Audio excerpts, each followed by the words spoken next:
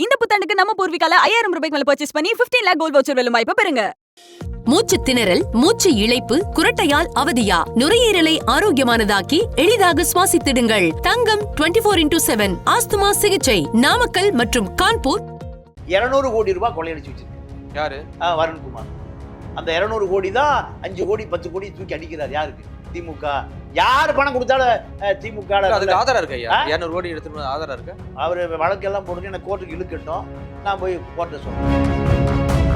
ராமநாதபுரி press meet வச்சு அவன் வந்துடுவான். எங்கே மடக்குனாரு, எங்கே பணம் வாங்கினாரு, எவன் கடத்திட்டு போனா, யார் வாங்கினா, மாமா வாங்கினா, மச்சான் வாங்கினானா, பெரியப்பா வாங்கினா, எல்லா கதையும் வெளியே வந்துடும். நான் பல நாள் பேசிட்டு இருக்கேன், ஒன்றும் வழக்கே வள்ளி வரணும் எதிர்பார்க்குறீங்களா? அவருக்கு இந்த திமுக பின்னணியில் இருக்கு, காக்கி சட்டை இருக்கு, ஏகே விஸ்வநாத் இருக்கார், திருச்சி ரூரல் எஸ்பி, மனைவி புதுக்கோட்டை எஸ்பி. இதெல்லாமே கோடிகளில் விளையாட்டுகள். தமிழ் தேசியத்தை விஜயலட்சுமி வயிற்றில் வளர்த்தவர் இவர். சீமானும் தகுதியானவர் அல்ல, வருண்குமாரும் தகுதியானவர் அல்ல. 2 பேரும் 2 சீமான்கள், 2 வருண்குமார். திராவிட இயக்கமே அசிங்கம் பிடிச்ச இயக்கம். வருண்குமார் சீமானை விமர்சனம் பண்ணி வழக்கு போடுவதை திமுக ரசிக்குது. ஆனா இதற்கு 2 கட்சிகளுமே அதுக்கு உடன்பாடு தானையா? திமுக அதிமுக. அதுதான் சொன்னேன், திராவிட இயக்கத்தினுடைய ஆணி வேர் இருக்குல்ல, அதுல ஆசிட்ட ஊத்து. இருந்தாலும் தன் குடும்பத்தை பத்தியும் தன்னுடைய குழந்தைகளை தவறு நியாயப்படுத்தல. சீமான சட்ட ரீதியா போராட்டம் நடத்த கோர்ட் இருக்குல்ல, ஏகே விஸ்வநாத் தான் மீண்டும் வாங்கி தர்றாரு. அவர் ரிட்டையர்ட் ஆகும், இவர் ஐஜி ஆயிருவார். அவருடைய 20,000 கோடி சொத்து பாதுகாப்பு. எப்படி அரசியல், எப்படி காவல்துறை இந்த நாட்டை அவனா காப்பாற்ற முடியுமா? கிங் டிவி நேயர்களுக்கு வணக்கம். இன்றைய நேர்காணலில் நம்மோடு இணைந்திருக்கும் சிறப்பு விருந்தினர் மூத்த பத்திரிகையாளர் திரு தமிழா பாண்டியன் அவர்கள். ஐயா வணக்கம். வணக்கம். தமிழக அரசியல் வரலாற்றிலே பாத்தீங்கன்னா ஒரு கட்சி இன்னொரு கட்சியை தாக்கலாம், ஒரு தலைவர் இன்னொரு தலைவர் தாக்கி பேசலாம். ஆனா இன்னையுடைய காலகட்டத்துல ஒரு காவல்துறை அதிகாரி இன்னொரு கட்சி தலைவர் தாக்கி பேசுறாரு.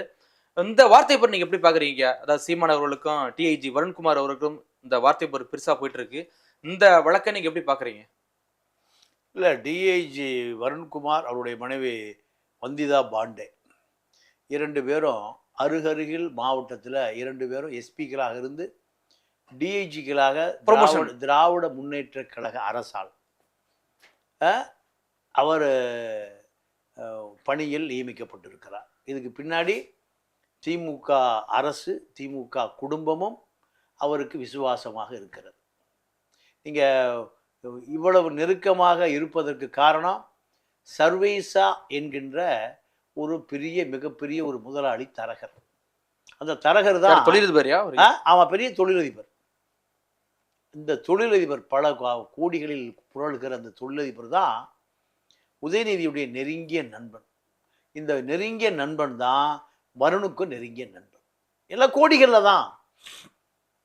அதிமுக ஆட்சியிலையும் திருவள்ளூர் எஸ்பி, ராமநாதபுரம் எஸ்பி, இப்போ திருச்சி ரூரல் எஸ்பி, மனைவி புதுக்கோட்டை எஸ்பி. இதெல்லாம் எப்படி சாத்தியம்னா இதெல்லாமே கோடிகளில் விளையாட்டுகள் தான். இதெல்லாம் எப்படி கோடிகளில் விளையாட்டு, கோடிகளில் பணம் பொருள். நீங்க வருண்குமார் அவர் சொல்றாரு, சட்டை கழட்டி வச்சுட்டு வாங்குறாரு. இந்த சட்டை நான் நேசித்து போட்ட சட்டைங்கிறார். இந்த சட்டைக்கு வருவதற்கு முன்பு ஒரு பெரிய சோக கதை இருக்கு. என்ன சோக கதைனா, யாரு? திரு வருண்குமார். வருண்குமாரை ஒரு பெண் விரும்புகிறார். வந்திதா பாண்டே இல்லை, வேறொரு பொண்ணு. ஐபிஎஸ் படிக்கும்போது அப்போ இவரை அந்த பெண்ணை ஏமாற்றுகிறார், வஞ்சிக்கிறார். எப்படி வஞ்சிக்கிறார்னா, அந்த பெண்ணுடைய பொருளாதாரத்தை பயன்படுத்தி கொடுக்கிறார், அந்த பெண்ணுடைய அறிவை பயன்படுத்தி கொடுக்கிறார், அந்த பெண்ணுடைய அத்தனை உழைப்பையும் பயன்படுத்தி கொடுக்கிறார். நான் உன்னை திருமணம் பண்ணிக்க போகிறேன், நம்ம 2 பேரும் புருஷ முன்னாடியாக போகிறோம், நீ எதுக்கு ஐபிஎஸ் படிக்கிற? நீ படிக்காத, உன்னுடைய அத்தனை அறிவையும் எனக்கு குறிப்பெடுத்து கொடு, உன் பணத்தை கொடு, உன்னுடைய அறை நான் தங்கிக்கிறேன். இப்படி அந்த பெண்ணுடைய உழைப்பை பிழிந்து தான் இவர் ஐபிஎஸ் பாஸ் பண்ணுறார். எப்படியா சொல்றீங்க? எதன் அடிப்படையில் சொல்றீங்க? எதன் அடிப்படையில் சொல்றீங்க? பத்திரிகை செய்தி, அவரை உச்சநீதிமன்றத்தில் இவர் ஐபிஎஸ் ஆன பிறகு சஸ்பெண்ட் பண்ணுறாங்க. இதன் அடிப்படையில் இதெல்லாம் பத்திரிகை செய்தி தான்.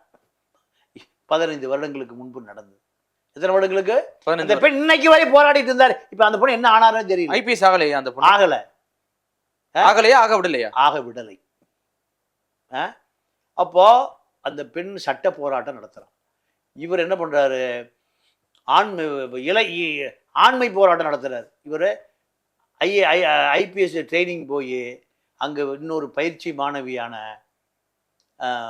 வந்திதா பாண்டேவை லவ் பண்ணுறாரு. இங்கே பழைய காதல், அங்கே புது காதல், ரெண்டையும் ஒரே நேரத்தில் மெயின்டைன் பண்ணுறாரு இந்த அதிகாரி. இப்போ அவருக்கு இந்த திமுக பின்னணியில் இருக்கு, காக்கி சட்டை இருக்கு, ஏகே விஸ்வநாத் இருக்கார். அதனால அவர் சீமான் நல்லவர் அல்ல. சீமானும் ஒரு தமிழ் தேசிய துரோகி. தமிழ் தேசியத்தை விஜயலட்சுமி வயிற்றில் வளர்த்தவர் இவர். இவரும் நல்ல மனிதர் அல்ல. நம்ம ரொம்ப அவதூறா இருக்கு இல்லையா? தமிழ் தேசியத்தை கொண்டு விஜயலட்சுமி வயிற்றுல வளர்த்ததுங்கிறது 7 முறை கருக்கலைப்பு செய்ததாக அந்த மாதிரி புகார் சொல்லுது. அதை நம்ம எப்படி கடந்து போயிட முடியும்? அதான் தமிழ் தேசியம். தமிழ் தேசியம் இல்லையா? இப்ப விஜயலட்சுமி ஏமாத்தினாரு, அது ஓகே தான், நான் எடுத்துக்கலாம். ஆனா தமிழ் தேசியத்தை கொண்டு இங்க அடகு வச்சாருங்கிறது எப்படி நம்ம எடுத்துக்கலாம்? நீங்க தமிழ் தேசிய வாழ்க்கையில் இனிமேல் எவனும் வரவே மாட்டான். இப்போ தமிழ் தேசியத்திற்காக மன்னார்குடி விக்னேஷ் மண்ணெண்ணெய் ஊற்றி கொளிச்சு செத்து போயிட்டான். முத்துக்குமார் மரணம். 2 பேரும் மூடர்கள் முட்டாள்கள். 2 பேரும் மூடர்கள் முட்டாள்கள். நான் அடிச்சு பல இடங்களில் சொல்லியிருக்கேன். எப்படி சொல்றீங்க? எப்படி சொல்றேன்னா, சாகடிப்பவனை சாகடிக்காமல் சாகராயே தமிழா. யார் சொல்றா? பாவேந்தர் சொல்றாரு. உன்னை கொள்ளுபவனை பார்த்து ஏன்டா தற்கொலை பண்ணி சாகுற? அதான் ஈழ போராட்டம். 50,000 இளைஞர்கள் அங்கே செத்து போயிருக்கான். என்னால மனநிலை செத்து போயிட்டானா? கிடையாது. அப்புறம் எதிரியோடு போராடி இருக்கான், எதிரியோடு சபர் செஞ்சிருக்கான், விடிச்சு சதறி இருக்கான். 40 ஆண்டு கால யுத்தம் என்பது உலகமே அதிர்ச்சியோடு பார்த்த யுத்தம். 50,000 பேர் மனநிலை செத்து போயிட்டானா? முட்டா பயலுகள், மூட பயலுகள். அது வல்ல போராட்டம். இன்னைக்கு ஹமாஸ் போராடிட்டு இருக்கானா? இன்னைக்கு வரை போராடிட்டு இருக்கான். பல ஆயுத போராட்டத்தை நடத்தி அவ்வளவு பெரிய அமெரிக்கா பின்னணி இருக்கிற இஸ்ரேல் பட்டி போட்டு கொள்ள முடிவு பண்ணிட்டான். இப்போ சாவுகிறாங்கிறான். அமெரிக்கா ரசிக்குது. சுத்தி இருக்கிற முஸ்லீம் நாடுகளும் முட்டாப்பையில அரபு நாடுகள் ரசிக்கிறான். ஒரு இனம் அழிவதை சொந்த நாட்டு சொந்த அந்த இனமே ரசிக்கிறான். குழந்தையெல்லாம் கையெழுந்து சாவுது. அப்போ அரபு நாடுகள் அயோக்கிய பேர் அவ்வளோ அமெரிக்காவுடைய அடி வருடிகள். அதே கதை தான் இங்க. தமிழ் தேசியம் என்பது 50,000 இளைஞர்கள் மரணம் அடைஞ்ச போராட்டத்தை இந்த முட்டா பயலுகளா மனைவி செத்து போயிட்டா. அன்னைக்கு தான் எதிரிகள் பூரா நீங்க ரெட் ஒயினை குடிச்சிட்டு, மாலினி பார்த்த சாரதி ஹிந்து பத்திரிகையினுடைய எடிட்டர் இன்சார்ஜ், நீங்க அப்போ தினமணி மனோஜ்குமார் செந்தாலியா பதறான். ஒரு சர்வே எடுங்க, ஏன் இந்த இடம் பூரா இப்படி முட்டாளா கிடக்கான்? கருணாநிதி கட்டுப்பாட்லையும் ஜெயலலிதா கட்டுப்பாட்லையும் கிடக்கிறான். ஏன் இவனுக்கு உணர்வு இல்லையா? உணர்ச்சி எங்க போச்சு? ஐரோப்பா பாராளுமன்றம் ஒரு குழு அனுப்பி ஏன் இவனுக்கு ஜடமா கிடக்கான்? இந்த 8.5 கோடி தமிழ உடம்புல ரத்தங்கத்தான் ஓடுதா, சாக்கடை ஓடுதான் விசாரிக்கிறான். தேன்மொழி வயிற்றில் வளர்ந்துட்டு இருந்து. நான் அதுக்குள்ள போக விரும்பல.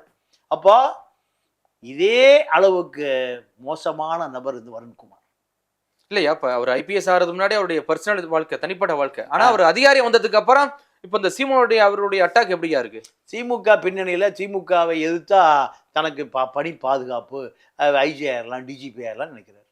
அதுக்கு சர்வேஷன் மூலியா நீங்க ராமநாதபுரம் எஸ்பியா இருந்த பொழுது ஒரு நிதி மோசடி வழக்கில் ஒருத்தனை கடத்திட்டு போய் 200 கோடி ரூபாய் கொள்ளையடிச்சு வச்சிருக்காரு. யாரு? வருண்குமார். அந்த 200 கோடி தான் 5 கோடி 10 கோடி தூக்கி அடிக்கிறார். யாருக்கு? திமுக. யாரு பணம் கொடுத்தாலும் திமுக அதுக்கு ஆதாரம் இருக்கு. 200 கோடி எடுத்துட்டு ஆதாரம் இருக்கு. நீங்க ஒரு தலைமை காவல் அதிகாரி பத்தி பேசிட்டு இருக்கோம். ஆமாம், அவர் வழக்கெல்லாம் போட்டு எனக்கு கோர்ட்டுக்கு இழுக்கட்டும், நான் போய் கோர்ட்டை சொல்றேன். அந்த 200 கோடி ரூபாய் நிதி மோசடி நபர் எங்கே? ராமநாதபுரம் பிரஸ் மீட் வச்சு அவன் வந்துடுவான்.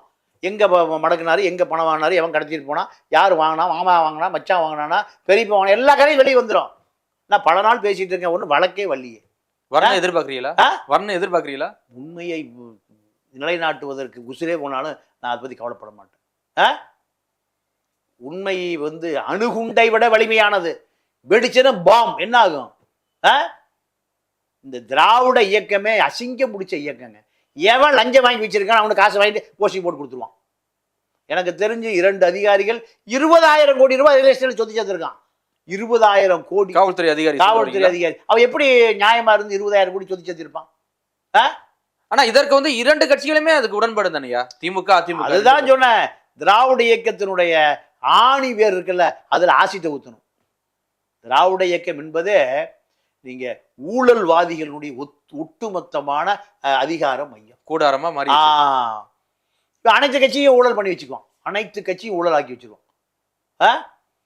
அனைத்து கட்சியும் நீங்க விடுதலை சிறுத்தையில் இருக்கிற சிந்தனை செல்வனுக்கு அம்பேத்கர் சிலையை சுற்றி ஃபைபர் கண்ணாடி கல் விட்டு அடிச்சா கூட உடையாது, ஆனால் சிலை இருக்குது தெரியும்.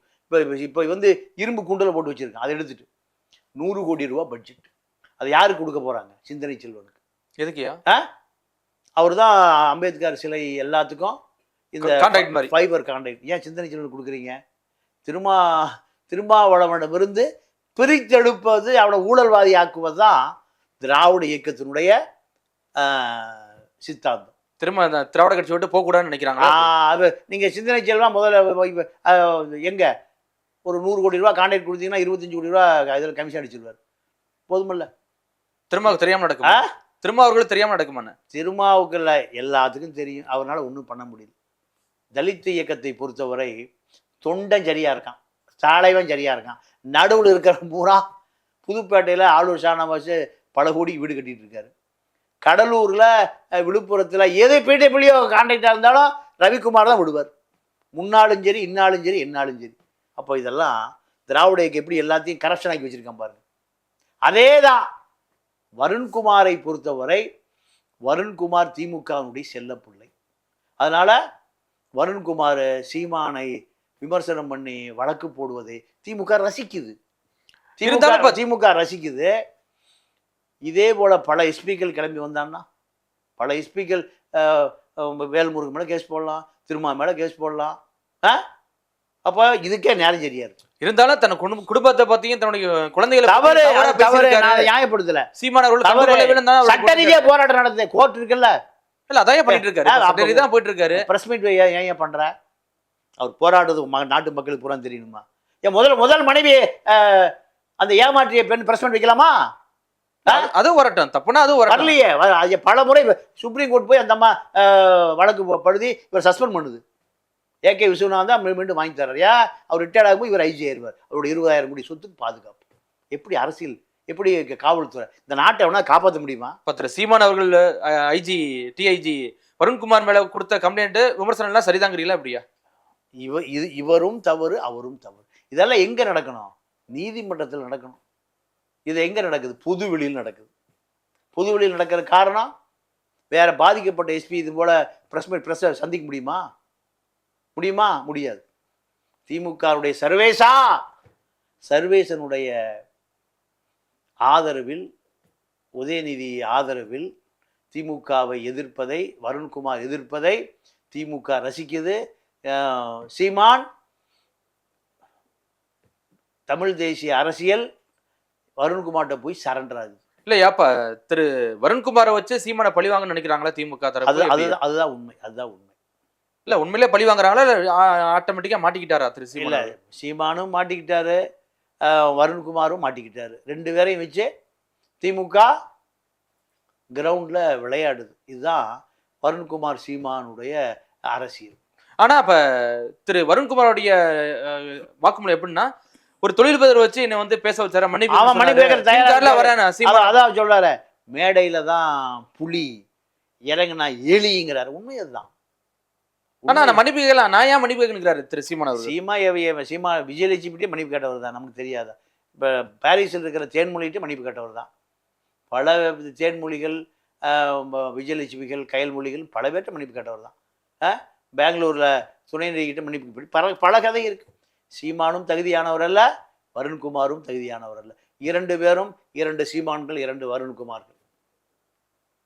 கண்டிப்பா பொறுத்திருந்து பாப்போம் என்ன நடக்குதுன்னு. மிக்க நன்றி, வணக்கம். இந்த புத்தாண்டுக்கு நம்ம பூர்விகால 5000 ரூபாய்க்கு மேல பர்ச்சேஸ் பண்ணி 15 lakh கோல்ட் வவுச்சர் வெல்லும் வாய்ப்பை பெறுங்க.